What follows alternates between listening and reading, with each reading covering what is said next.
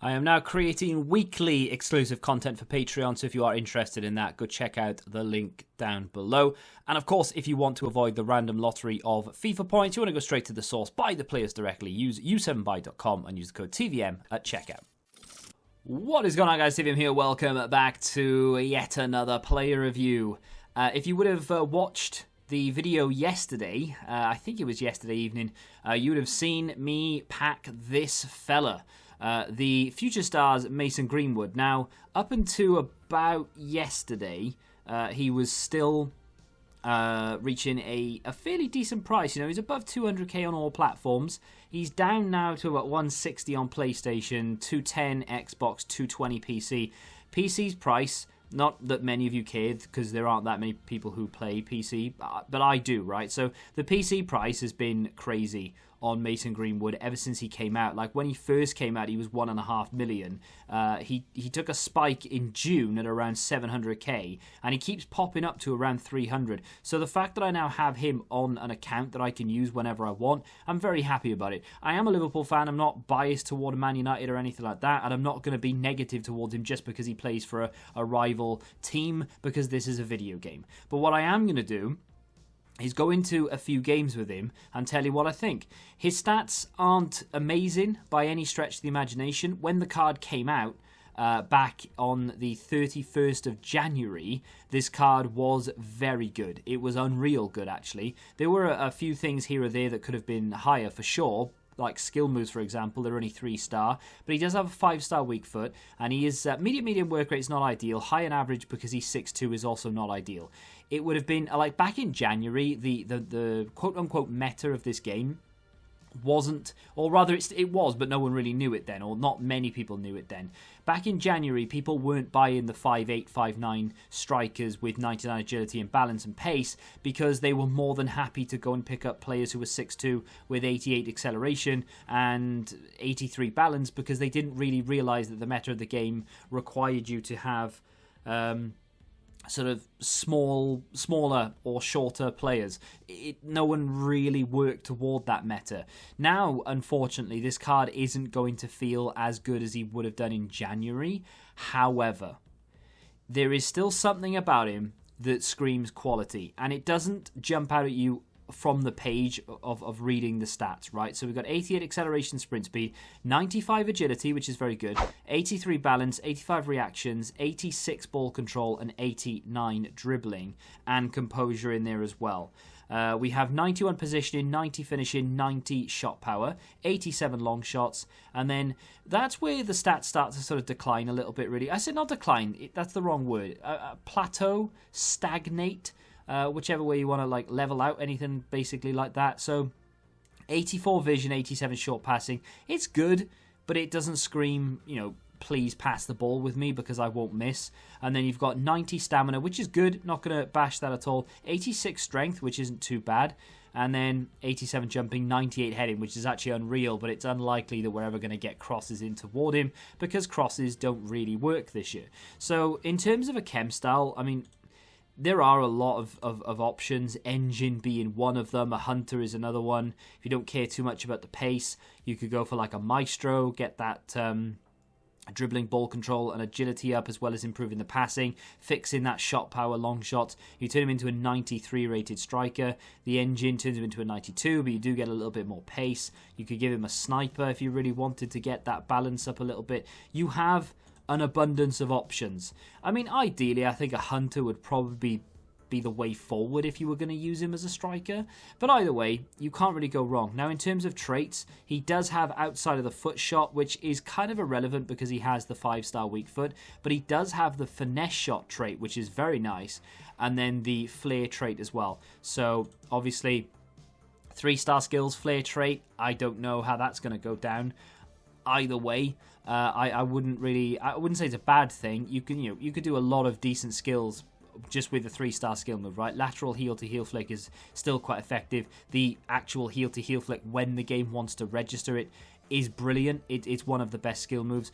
Drag backs, ball rolls, you name it, you could do it really. I mean, you don't need 4-star skills to, I mean, there are people out there who rely on them. Sure, I get it, right? But I'm not one of those. So for me personally, I'm not too bothered. Now and again, I'm thinking, do you know what? If I had 4-star skills here, I could do this turn, I could do that, and it would be really effective. I would be able to get in behind, blah blah blah, this, that, and the other. But it's not essential. It's just it's desired, but it's not essential. Is this card still capable of causing problems for defenses and beating players, getting past them with whatever skill move you decide? Is his positioning very good because he's got medium work rates? What's his running like? To be fair, I didn't have a single problem with this card. Like, I didn't think to myself, this is a broken stat, this doesn't work, this isn't good enough.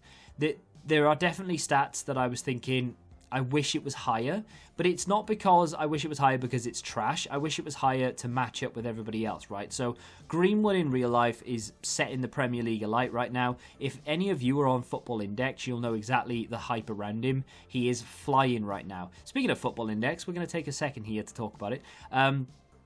It is essentially a football stock market, right? So obviously 18 plus, it is technically a gambling platform, but I'm just using it as an investment platform. Pick the players you enjoy watching, pick the players who have bright futures, buy as many of them as you can afford to buy, gamble responsibly, and just watch it tick up. Honestly, they're in a state of growth right now. I mean, there is definitely a chance of losing money. I'm not saying it's going to be 100% proof that you're not going to lose money and everything's going to make you money, but I am 70% up on my initial quote-unquote investment, because it's a bet, it's not an investment, but it is absolutely fantastic platform.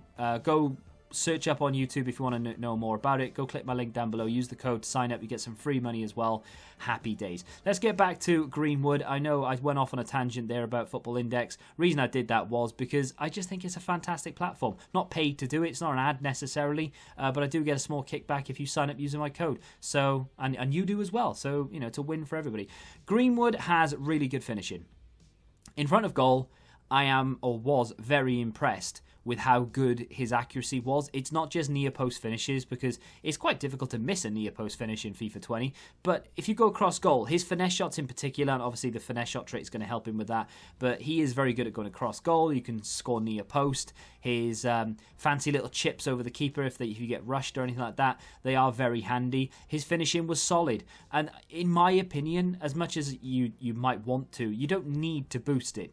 I think that you might get a benefit, like an engine chem style, for example. You might benefit from that chem style more than you would a hunter, purely because I think the finishing stat is good enough as it is. He is very consistent. I'm not really sure why that is. I've used players fairly recently that aren't that good in front of goal, or not that aren't that good, but like just not that consistent. You know, you take a few shots and they don't really hit the mark properly, that the shot power is not quite there, or they miss the target, the accuracy on the shot isn't quite into the near post, it goes a little bit more central.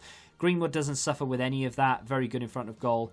Big fan of the weak foot as well. That I cannot stress enough how good a 5-star weak foot is.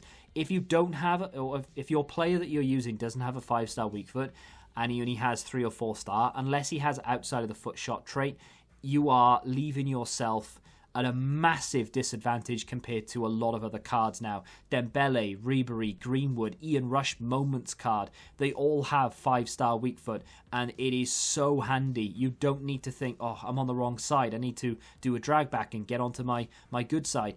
And then that throws your opponent as well, especially if you've got a player whose weak foot is not normally 5-star, but it's been upgraded. So, for example, with Greenwood, not that anyone would really know this, but with Greenwood, he does have a 5-star weak foot on the base card anyway. However, with other players, you know, such as I think Ian Rush doesn't have a 5-star weak foot on the lower rated cards, and of course, I think Dembele does, but Ribery, does Ribery? I'm not sure. Anyway, players who don't normally have a 5-star weak foot but have been upgraded to a 5-star weak foot, they are the most dangerous cards in the game, because people forget he has a 5-star weak foot. You know, that they'll be like, oh, well, he's right-footed, he has to see that ball onto the right foot, he's not going to want to shoot with his left. Wrong. Doesn't matter which foot I use, because the 5-star weak foot is just as good as my strong foot. So it doesn't matter what foot I hit it at, it doesn't matter what angle I hit it at, and that's where the outside of the foot shot trait comes in for Greenwood. Even if he's off balance, he will still be able to hit the target. That's why his finishing is so good. In terms of, like, can you still use him? I wouldn't necessarily want to take him into Rivals. There are definitely better cards out there. Not Rivals, Champs. But then again, who's playing Champs anymore, right? In Rivals for objectives, you're going after Pope, for example. Yes, all day long, you're going to score goals for days. I'm actually a really big fan of him. I think he's a very good card. He is a bit overpriced. I think the price tag on him right now should maybe be about 100k. I think 160, 200k is too much. If you can get him out of an upgrade or whatever, then you're laughing. But if you can get him, hopefully he'll come down a bit more in price over the next week or two, and then you can maybe get him closer to that 100k mark. Because I do definitely think he's worth taking into Rivals still. Still had an awful lot of fun with him. Not the best card in the game by any stretch of the imagination, but still someone you can put on the pitch, score a lot of goals with. If you can get him in front of goal, honestly, forget about it. He's going to score. And there we go. That's my opinion. Let me know what you think of him in the comments. Have you used him maybe at an earlier date and now you're thinking maybe you want to pick him back up again? Have you never used him before but now you're tempted to try? Let me know. If you have enjoyed this player review, hit that like button, subscribe to the channel if you're new, and until the next time, goodbye. Football Index. The game changed. Download the app now.